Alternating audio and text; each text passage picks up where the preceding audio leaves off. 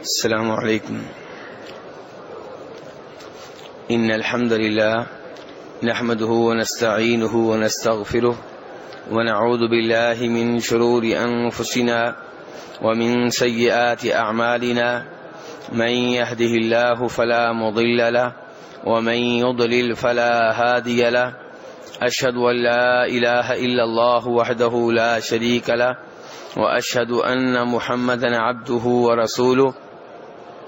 اما بعد فان خير الحديث كتاب الله وخير الهدي هدي محمد صلى الله عليه وسلم وشر الامور محدثاتها وكل محدثة بدعة وكل بدعة ضلالة وكل ضلالة في النار. قال تعالى: يا أيها الذين آمنوا لا يسخر قوم من قوم عسى أن يكونوا خيرا منهم ولا نساء من نساء عسى أن يكن خيرا منهن ولا تلمزوا أنفسكم ولا تنابزوا بالألقاب بئس الاسم الفسوق بعد الإيمان ومن لم يتب فأولئك هم الظالمون. آج کے درس میں اللہ کے فضل و کرم سے سورہ حجرات کی آیت نمبر 11 کی تفسیر بیان کرنے کی کوشش کروں گا.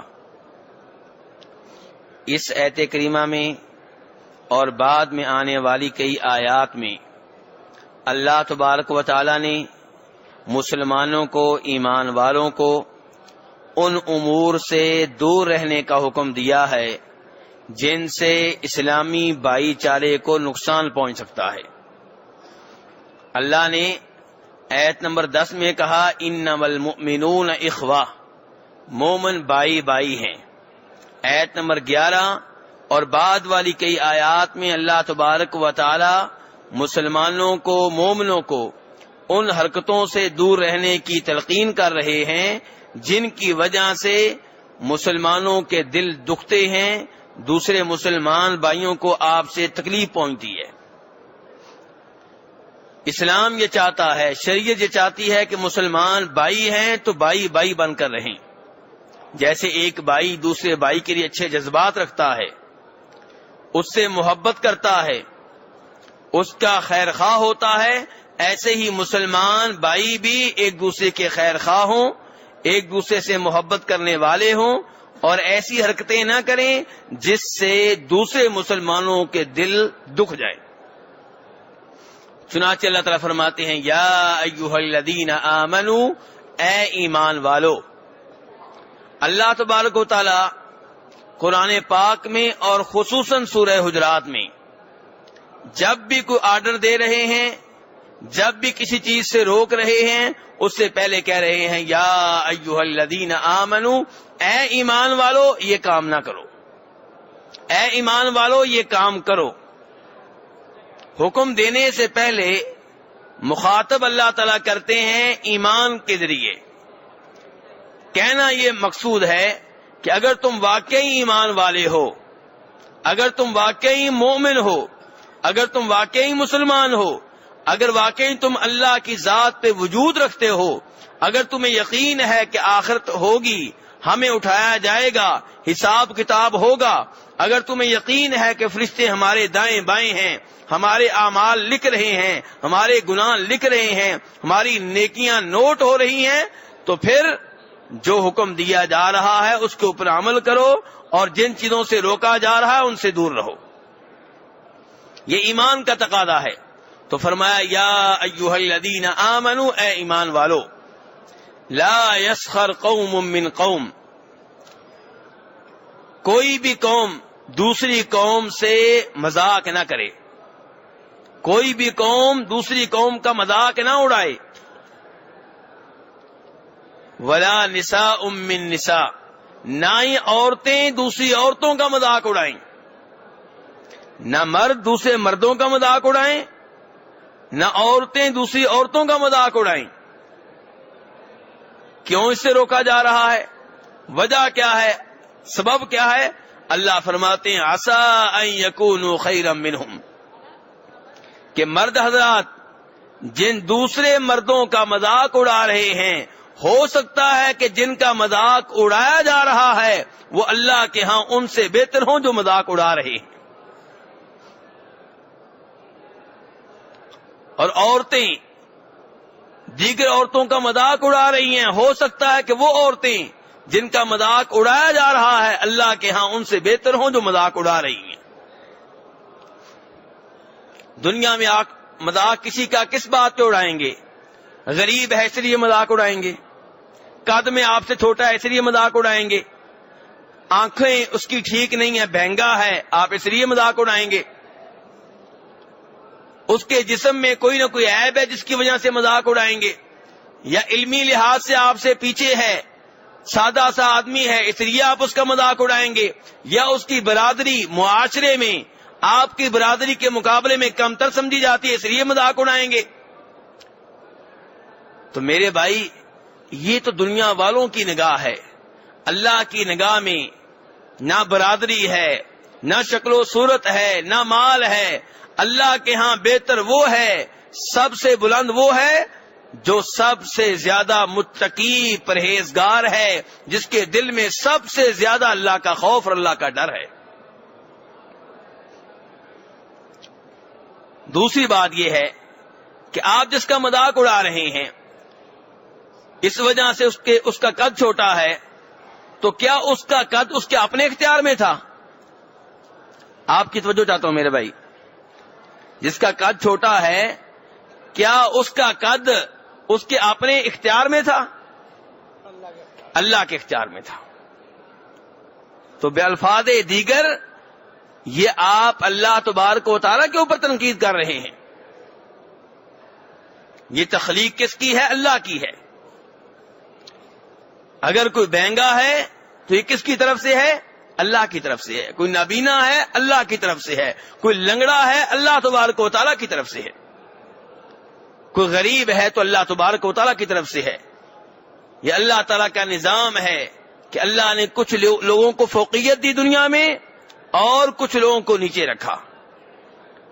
آزمائش ہو رہی ہے ان کی بھی جن کو اللہ نے زیادہ مال دیا اور ان کی بھی جن کو اللہ نے کم مال دیا. آزمائش ہو رہی ہے ان کی بھی جن کو اللہ نے صحت مند جسم دیا اور ان کی بھی جن کے جسم میں کوئی نہ کوئی عیب ہے. اگر سارے ایک جیسے ہوتے، سب برابر ہوتے تو دنیا کا نظام چل نہ پاتا.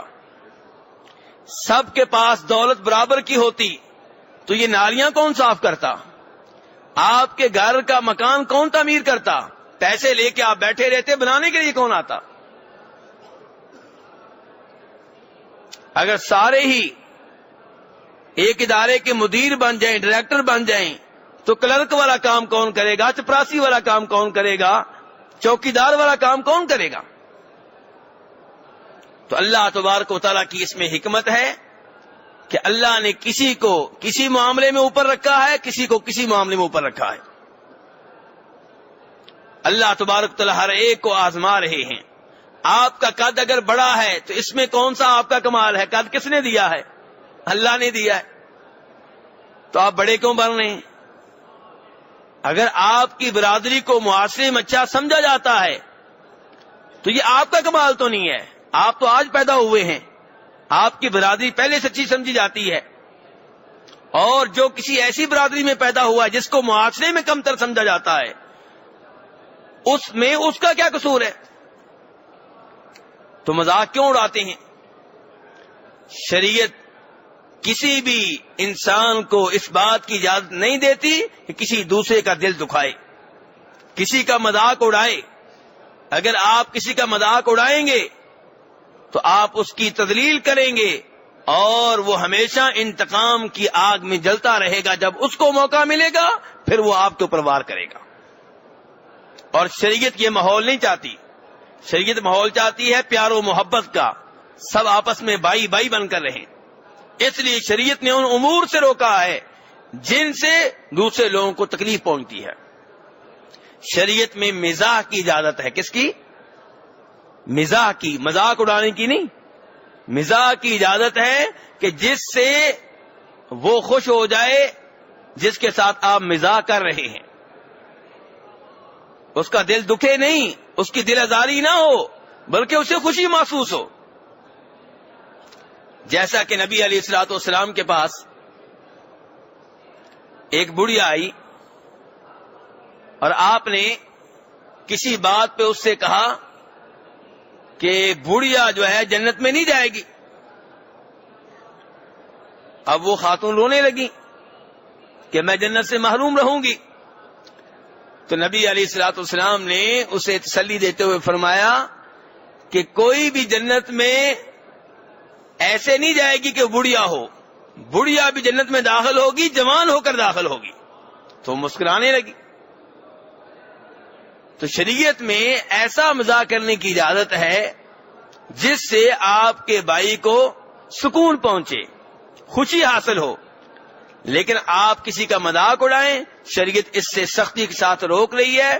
اور مذاق اڑانے کا مطلب یہ ہے کہ آپ اپنے آپ کو بڑا سمجھتے ہیں، اسے کم تر حقیر سمجھتے ہیں، اور یہ تکبر ہے. نبی علیہ السلام فرماتے ہیں، بخاری شریف کی حدیث ہے کہ جنت میں کوئی بھی ایسا آدمی داخل نہیں ہوگا جس کے دل میں تکبر ہو، چاہے وہ تکبر ذرا بر ہو. تو ایک صحابی کہنے لگے، اللہ کے رسول علیہ الصلوۃ والسلام، ہم میں سے ہر کوئی چاہتا ہے کہ اس کے کپڑے اچھے ہوں، اس کا جوتا اچھا ہو، تو پھر یہ تکبر ہے؟ آپ نے فرمایا نہیں، خود اللہ جمیل ہے، خوبصورت ہے. اللہ جمال کو، خوبصورتی کو پسند کرتا ہے. لیکن تکبر اس چیز کا نام نہیں ہے کہ آپ کے کپڑے اچھے ہوں، آپ کا جوتا اچھا ہو. تکبر اس چیز کا نام ہے کہ حق بات آئے آپ اسے ماننے سے انکار کر دیں اور دوسرے لوگوں کو حقیر جانیں، کمتر جانیں. کپڑے آپ اچھے پہنے، لیکن جس کے کپڑے اچھے نہیں ہیں، کوئی غریب ہے، اس کو کمتر نہ جانیں. آپ تعلیم یافتہ ہیں، جن کے پاس علم نہیں ہے انہیں حقیر نہ جانیں. آپ کے پاس مال و دولت ہے، آپ کے پاس بہت سی گاڑیاں ہیں، لیکن جو گدھے پہ سواری کر کے جا رہا ہے اسے حقیر نہ جانیں. یہ تکبر ہے، اسے حقیر جاننا. تو اللہ تعالیٰ کہہ رہے ہیں، یا ایھا الذین آمنو، اے ایمان والو، کوئی بھی قوم دوسری قوم کا مذاق نہ اڑائے. ہو سکتا ہے کہ جن کا مذاق اڑایا جا رہا ہے وہ ان سے بہتر ہوں کہ جو مذاق اڑا رہے ہیں. قرآن پاک میں عام طور پہ یہ انداز اختیار کیا گیا ہے کہ اللہ تبارک و تعالیٰ مردوں والے الفاظ استعمال کرتے ہیں، مذکر والے، اس میں عورتیں بھی آ جاتی ہیں. عورتوں کے لیے الگ حکم عام طور پہ نہیں ہوتا. اللہ تعالیٰ کہتے ہیں نماز قائم کرو، لفظ مردوں والے ہیں، یہی حکم عورتوں کے لیے بھی ہے. لیکن یہاں پہ اللہ تعالیٰ نے مردوں کے الفاظ استعمال کرنے کے بعد خصوصی طور پہ کہا کہ عورتیں بھی دیگر عورتوں کا مذاق نہ اڑائیں. ہو سکتا ہے کہ وہ عورتیں جن کا مذاق اڑایا جا رہا ہے ان سے بہتر ہوں کہ جو مذاق اڑا رہی ہیں. علماء نے یہاں پہ لکھا ہے کہ اللہ نے عورتوں کا یہاں پہ ذکر الگ سے کیوں کیا؟ وہ کہتے ہیں لگتا ہے اس لیے کہ عورتوں میں یہ بیماری زیادہ ہے. عورتیں عورتوں کا مذاق اڑاتی ہیں، کپڑے اچھے نہ ہوں، کپڑوں کا ڈیزائن اچھا نہ ہو، کسی کے کپڑوں کی سلائی اچھی نہ ہو. یہ کوئی بات ہے مذاق اڑانے والی؟ کسی کے جوتے اچھے نہ ہوں یا کسی کے کپڑوں کا ڈیزائن پرانا ہو چکا ہو، جی یہ تو 5 سال پہلے مارکیٹ میں آیا تھا، اس نے ابھی تک پہنے ہوئے ہیں، جاہل بدھو عورت ہے یہ.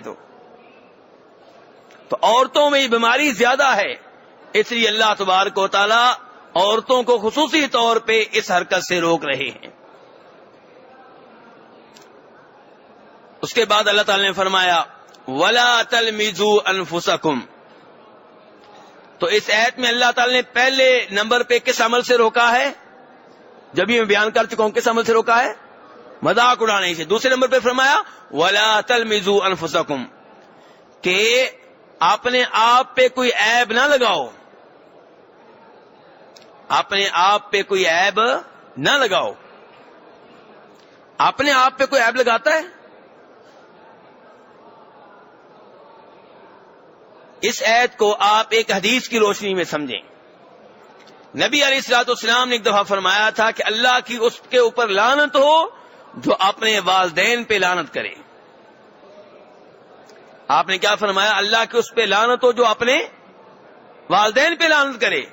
صحابہ کرام نے کہا اللہ کے رسول علیہ الصلوۃ والسلام اپنے والدین پہ کون لعنت کرتا ہے؟ فرمایا جب تم کسی پہ لعنت کرو گے، کسی کے باپ پہ لعنت کرو گے، وہ تمہارے باپ پہ لعنت کرے گا تو یہ لعنت کا سبب تم ہی بنے ہو۔ کسی کے باپ کو گالی دو گے تو تمہارے باپ کو گالی دے گا، کسی کی ماں کو گالی دو گے تمہاری ماں کو گالی دے گا۔ تو اللہ تعالیٰ یہاں پہ کہہ رہے ہیں وَلَا تَلْمِزُوا أَنفُسَكُمْ، اپنے آپ پہ عیب نہ لگاؤ۔ کیا مطلب؟ جب آپ کسی پہ عیب لگائیں گے تو پھر وہ آپ کے عیب تلاش کرے گا، آپ کے عیب نکالے گا اور آپ پہ عیب لگائے گا۔ اور دوسرے نمبر پہ یہ اللہ تعالیٰ یہ بتانا چاہتے ہیں کہ جب آپ کسی پہ عیب لگا رہے ہیں وہ آپ کا مسلمان بھائی ہے، آپ کے معاشرے کا حصہ ہے، گویا کہ آپ اپنے اوپر عیب لگا رہے ہیں۔ یہ لنگڑا ہے، یہ بہنگا ہے، یہ شرابی ہے حالانکہ وہ توبہ کر چکا ہے، یہ چور ہے حالانکہ وہ توبہ کر چکا ہے، یہ قاتل ہے حالانکہ وہ توبہ کر چکا ہے۔ بیٹھے بٹھائے بلا وجہ کسی اور پہ الزام لگا دینا، یہ اس سے اس کی دوستی ہے، اس کے ساتھ اٹھتی بیٹھتی ہے، تو ایسا کوئی بھی عیب کسی پہ لگانے کی اسلام اجازت نہیں دیتا۔ میرے بھائیو غور کریں، جن کاموں سے اسلام روک رہا ہے یہ سارے کام ہم میں پائے جاتے ہیں، یہ ساری بیماریاں ہم میں عام ہیں۔ جب اللہ تبارک و تعالیٰ کے احکام کی یوں ہم خلاف ورزیاں کریں گے تو ہمیں عزت کیسے ملے گی؟ وَلَا تَلْمِزُوا أَنفُسَكُمْ، اللہ تعالیٰ کہتے ہیں ایک دوسرے پہ عیب نہ لگاؤ۔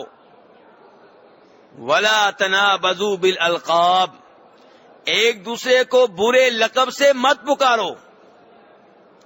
پہلے تھا عیب لگانا، پکارنا اس میں نہیں ہے، اب ہے کہ کسی کو عیب برے لقب سے پکارنا۔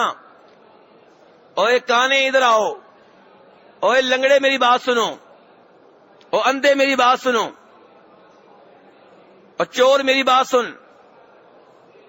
تو اللہ تبارک و تعالیٰ اس بات کی اجازت نہیں دیتے۔ وَلَا تَنَابَزُوا بِالْأَلْقَابِ، فرمایا بئس الاسم الفسوق بعد الایمان، مسلمان ہو جانے کے بعد، مومن بن جانے کے بعد یہ فسق و فجور کے کام کرنا، کسی کا مذاق اڑانا، کسی پہ عیب لگانا، کسی کو برے لقب سے پکارنا، یہ بہت برا کام ہے۔ مسلمان ہونے کے باوجود آپ یہ کام کر رہے ہیں، کلمہ پڑھنے کے بعد آپ یہ کام کر رہے ہیں، اللہ پہ ایمان کا دعویٰ ہے، آخرت پہ ایمان کا دعویٰ ہے، قرآن پہ ایمان کا دعویٰ ہے، پھر بھی یہ حرکتیں کر رہے ہیں، بہت بری بات ہے۔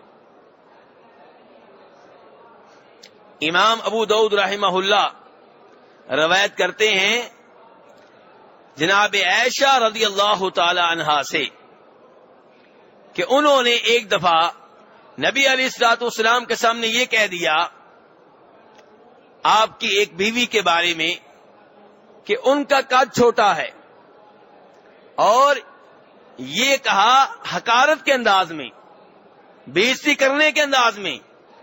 تو نبی علیہ الصلوۃ والسلام نے جناب عائشہ سے کہا کہ عائشہ تمہارا یہ لفظ، تمہارا یہ ایک کلمہ، ایک لفظ اگر سمندر کے پانی میں ڈال دیا جائے تو سمندر کا پانی خراب ہو جائے گا، اتنا زہریلا لفظ ہے۔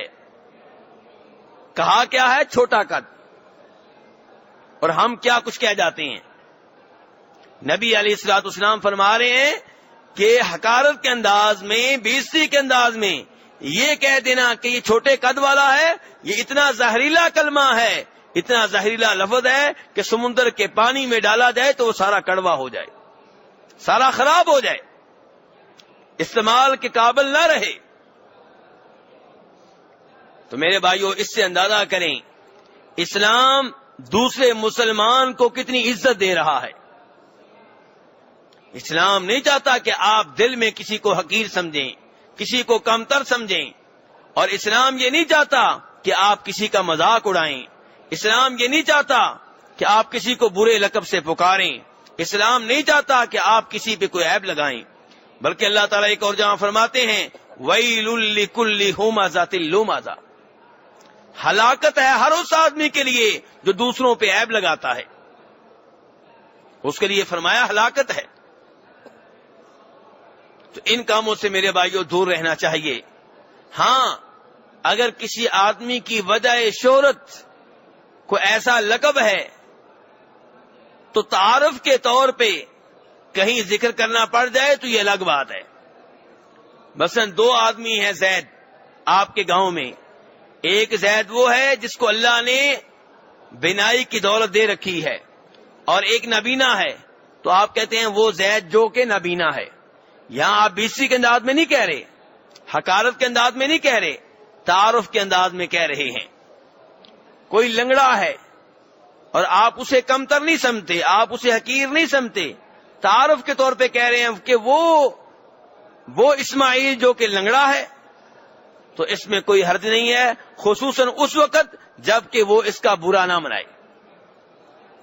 لیکن اگر وہ اس کا برا مناتا ہے تو اس کے سامنے ایسی بات کا ذکر نہیں کرنا چاہیے۔ اللہ تعالیٰ فرماتے ہیں وَمَن لَّمْ يَتُبْ، کہ جو ان حرکتوں سے توبہ نہیں کرے گا، کسی کا مذاق اڑاتا رہا یہ آیت نازل ہونے سے پہلے یا اس آیت کو سننے سے پہلے، اس کا ترجمہ جاننے سے پہلے، اس آیت کو سمجھنے سے پہلے کسی کا مذاق اڑاتا رہا، لوگوں پہ عیب لگاتا رہا، لوگوں کی برادریوں کا مذاق اڑاتا رہا، دوسروں کے ملک کا مذاق اڑاتا رہا، دوسروں کے صوبے کا مذاق اڑاتا رہا، دوسروں کے محلے اور شہر کا مذاق اڑاتا رہا، اور اب پتا چل گیا کہ یہ غلط کام ہے، تو اب اگر توبہ نہ کی، فرمایا فَأُولَٰئِکَ هُمُ الظَّالِمُونَ، تو ایسے لوگ ظالم ہیں۔ اور ظلم کے نتائج میرے بھائیو اچھے نہیں ہوتے، نہ دنیا میں نہ آخرت میں۔ تو اس لیے ایسی حرکتوں سے توبہ کرنی چاہیے، اللہ سے معافی مانگنی چاہیے۔ اور توبہ کسے کہتے ہیں؟ توبہ اس چیز کا نام ہے کہ آپ گناہ چھوڑیں، اللہ کو راضی کرنے کے لیے چھوڑیں۔ اس لیے نہیں کہ پولیس سے مار پڑ رہی ہے تو اس لیے چھوڑ رہے ہیں، نہیں، گناہ چھوڑیں کس کے لیے؟ اللہ کو راضی کرنے کے لیے۔ اور دوسرے نمبر پہ اس گناہ کے اوپر آپ کو پشیمانی ہو، ندامت ہو، افسوس ہو کہ میں یہ گناہ کیوں کرتا رہا ہوں۔ اور تیسرے نمبر پہ وہ گناہ فوری طور پہ چھوڑ دیں، اس سے الگ ہو جائیں۔ چوتھے نمبر پہ آپ کا پختہ ارادہ ہو کہ آئندہ میں اس گناہ کے قریب نہیں جاؤں گا۔ ہو سکتا ہے پھر کبھی آپ پھسل جائیں، لیکن کم از کم توبہ کرتے ہوئے آپ کا پختہ دلی ارادہ ہے کہ آئندہ میں اس گناہ کے قریب نہیں جاؤں گا۔ تو میرے بھائی یہ ہے توبہ، اس انداز سے توبہ کی جائے۔ اور اگر گناہ کا تعلق کسی بندے سے ہے تو اس سے بھی معافی مانگنا ہوگی۔ کسی کو آپ مذاق اڑانے کے انداز میں لنگڑا کہتے رہے، بہنگا کہتے رہے، اس کی برادری کا مذاق اڑاتے رہے، تو اب آپ کو اس سے معافی مانگنا ہوگی۔ وَمَن لَّمْ يَتُبْ فَأُولَٰئِکَ هُمُ الظَّالِمُونَ، فرمایا جو توبہ نہ کریں تو یہ ظالم ہیں۔ اللہ تبارک و تعالیٰ سے دعا ہے کہ ہمیں دیگر مسلمانوں کا احترام کرنے کی توفیق عنایت فرمائے، یہ عظیم اخلاقی اصول اپنانے کی توفیق عنایت فرمائے، ہم دوسروں کے بارے میں اچھے جذبات رکھیں، ان کا احساس کریں، کسی کا دل نہ دکھائیں، بلکہ مسلمان بھائی کے دل میں خوشی داخل کریں۔ نبی علیہ الصلوۃ والسلام تو یہ فرماتے ہیں کہ مسلمان بھائی کو دیکھ کے مسکرا پڑنا یہ بھی صدقہ ہے۔ اسلام دل دکھانے کی اجازت نہیں دیتا، بلکہ آپ کو یہ ترغیب دے رہا ہے کہ مسلمان بھائی سے ملیں، مسکرا کر ملیں، تاکہ اس کو آپ سے خوشی حاصل ہو۔ اللہ تبارک و تعالی ہمیں ان آیات کے پہ، ان احکام پہ عمل کرنے کی توفیق عنایت فرمائے۔ وآخر دعوانا الحمدللہ۔